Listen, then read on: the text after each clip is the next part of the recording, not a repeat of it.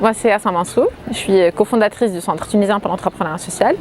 C'est une organisation qu'on a créée depuis 2011-2012, on était actifs à partir de 2012.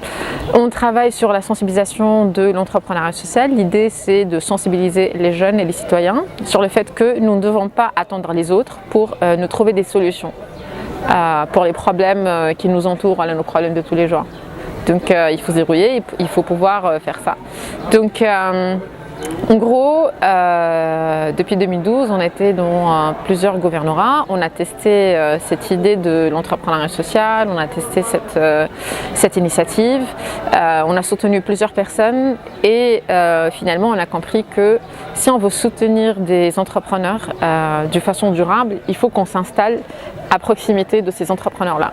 Et donc, on a choisi le gouvernorat de Sidi Bouzid, Mahdia et Kasserine. On a commencé par Mahdia. Depuis 2015, on a un espace d'innovation qui s'appelle Langar Mahdia. Donc Langar, c'est la gare d'innovation sociale. Et en fait, dans ces espaces, l'idée c'est quoi? C'est de rapprocher les opportunités aux jeunes. C'est de démocratiser l'accès aux opportunités, démocratiser l'accès au savoir. Donc c'est un espace ouvert à tout le monde. On a un modèle économique, disons, hybride. On a des programmes financés par la coopération de l'Union européenne ou par d'autres bailleurs de fonds comme la GIZ, comme IVES, etc. C'est gratuit.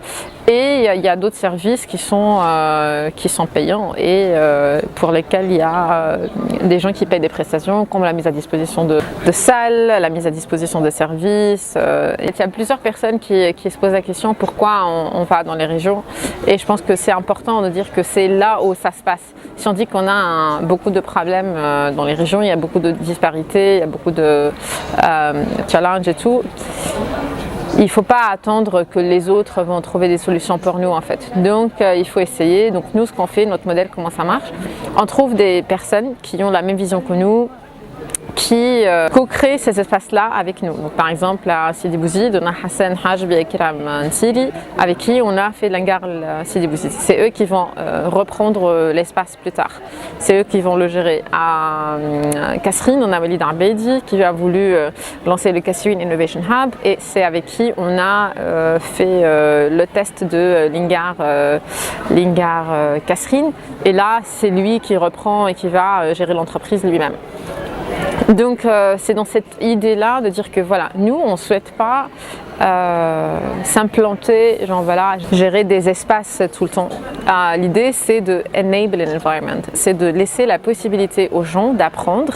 Ça ne peut pas être durable si des gens de Tunis qui gèrent. Ça doit être des personnes locales qui auront la possibilité, les compétences pour apprendre à gérer des espaces pareils, etc. Donc là, on ouvre à Bebsouira. Le choix n'est pas aléatoire parce qu'il y a beaucoup de personnes qui disent oui, il y a beaucoup de quartiers populaires où il y a beaucoup de challenges, il y a beaucoup de défis. Donc nous on s'est dit, écoutez, là déjà il y a d'autres organisations qui ont fait ce pas et qui sont allées au centre-ville et tout, et c'est bien. Il faut de plus en plus de proximité par rapport à ce genre de service. Donc nous, cet espace, ça vient pour célébrer les entrepreneurs sociaux avec qui on a travaillé et l'expérience qu'on avait eue depuis ces 3 ans et demi de travail à Sidi Bouzid, Mahdia et Kasserine. Donc cet espace, ça célèbre les 3 années de travail, les 3 années et demie de travail à Sidi Bouzid, Mahdia et Kasserine dans le cadre d'un projet cofinancé par l'Union européenne qui s'appelle IESS, Initiative d'emploi dans l'économie sociale et solidaire. Et maintenant, on ouvre aussi cet espace pour lancer un nouveau projet cofinancé par l'Union européenne et qui s'inscrit dans l'inclusion économique et sociale des femmes, et c'est en partenariat avec le ministère de la femme, Tam, Spanté, Sex-Femmes italien. Donc voilà, l'idée c'est que nous on va être opérationnel Inch'Allah à partir du mois de mai pour donner des services et on donne des programmes pour les jeunes et pour les femmes du quartier de Tunis.